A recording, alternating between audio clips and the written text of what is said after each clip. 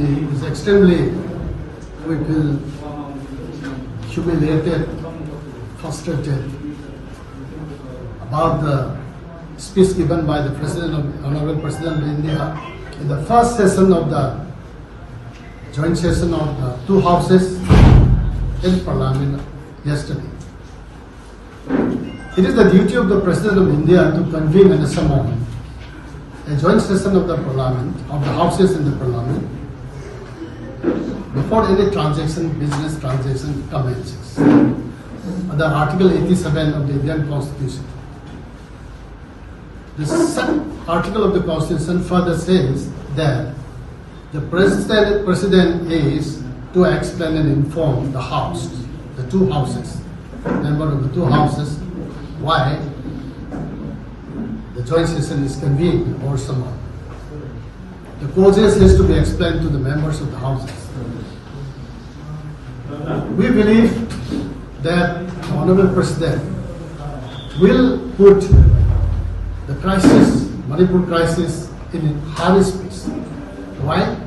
Because this is the most serious crisis the country has faced in a localized area called Manipur, wherein narco-terrorism, not public's opinion but government's version, and the influx armed militants are creating havoc in the state and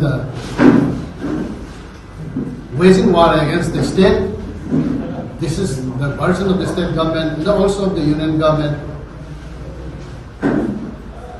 At this level of seriousness, the President fails to mention Manipur in her speech. It's a wonderfully disturbing situation. How the President could avoid to mention Manipur, wherein there are 30 paragraphs, big paragraphs, 1 to 30 in our speech translated into English. In the area mentioned for the Northeast, she mentioned about all disputes being resolved and the many important agreements being signed. Keeping the agreements apart, there are so many numerous dozens of disputes in the Northeast, conflicts in between communities or with the government in the local government level. None of the all issues, any of the all issues have never been resolved in the last 10 years. But how could the President say all disputes have been resolved? So this is a humiliation to us. Instead of mentioning Manipur rightly, because as the former Lieutenant General Mr. Himalay had recently said yesterday that Manipur's issue concerns national defense and security. A Lieutenant General that originated from this state, born in this state, after observing 14 months now, he is saying Manipur crisis is of national security concern for India. But the President fails to mention in her speech. Then who else will mention it? Because as in the act, in the article of the Constitution says, the President is to inform the MPs present in the joint session why he is picking up certain issues. The issues is a debate in the House, which will be debated in the coming 1 year. It will be a subject of concern for every MP.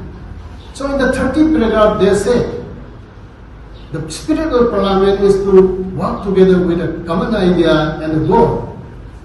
If Manipur issue was being placed in her speech, then everybody might be thinking in future, in the coming months, what is happening in Manipur? How it could be solved? Whether it is a threat in the future of India that could have placed our state and the crisis, our fate and the destiny at the hands of the houses in the Parliament.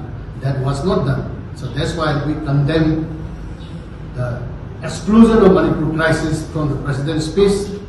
We are asking that whether the Honorable Prime Minister will continue to neglect, because the speech is prepared under the approval of the Cabinet Ministry.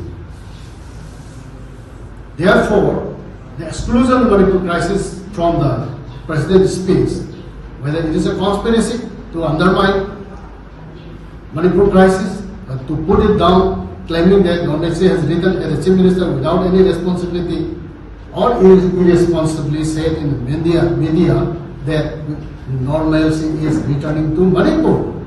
Everyone knows it's not returning to Manipur. Otherwise, it is escalating now in a more subtle manner. It's getting more dangerous than before. So what is this going on? Whether there is a national conspiracy by the NDA against Manipur state, that was the question.